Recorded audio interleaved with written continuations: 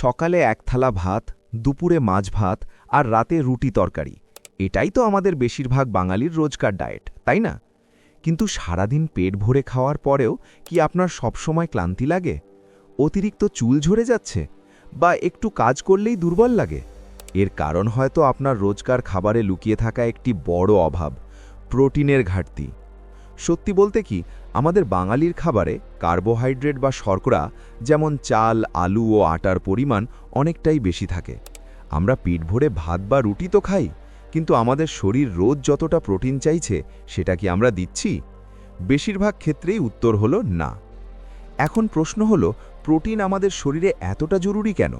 ধরুন আপনি একটি বাড়ি তৈরি করছেন, সেই বাড়িটা মজবুত করতে যেমন ইটের পর ইট গাঁথতে হয়, প্রোটিন হলো আমাদের শরীরের সেই ইট। আমাদের শরীরের মাংসপেশি, ত্বক, চুল, নখ, এমনকি রোগ প্রতিরোধ ক্ষমতা তৈরি করার যে অ্যান্টিবডি, তার সব কিছুই তৈরি হয় এই প্রোটিন দিয়ে। প্রোটিন ছাড়া আমাদের শরীর ভেতর থেকে একদম নড়বড়ে হয়ে যায়, ঠিক যেমন ইট ছাড়া একটা বাড়ি বেশি দিন টিকতে পারে না। তাহলে উপায়? খুব দামি প্রোটিন পাউডার খাবার কোনো দরকার নেই। আমাদের রোজকার সাধারণ ও সাশ্রয়ী খাবারের মধ্যেই প্রোটিনের খুব ভালো কিছু উৎস লুকিয়ে আছে। আসুন জেনে নিই। ১. ডিম। প্রোটিনের সবথেকে সস্তা এবং সেরা উৎস হলো ডিম।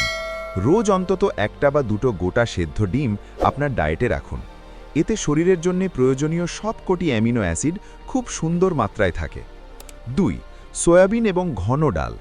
যারা নিরামিষ খান বা রোজ মাছ মাংস খান না, তাদের জন্য সয়াবিন হলো প্রোটিনের পাওয়ার হাউস। এর সাথে রোজকার ডায়েটে মুগ, মুসুর বা ছোলার ডাল রাখুন। তবে মনে রাখবেন, শুধু এক হাতা পাতলা ডালে খুব একটা প্রোটিন থাকে না, ডালটা একটু ঘন করে খেতে হবে। ভাত আর ডাল একসাথে খেলে প্রোটিনের গুণগত মান আরও বেড়ে যায়। ৩.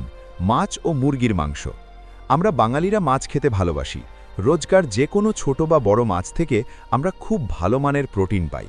এছাড়া মুরগির মাংস, বিশেষ করে চিকেন ব্রেস্ট বা বুকের মাংস, প্রোটিনের দারুণ একটি উৎস। ৪. ছানা, দই ও বাদাম। বাড়িতে পাতা টক দই, দুধ, পনির বা ছানা প্রোটিনের খুব ভালো উৎস।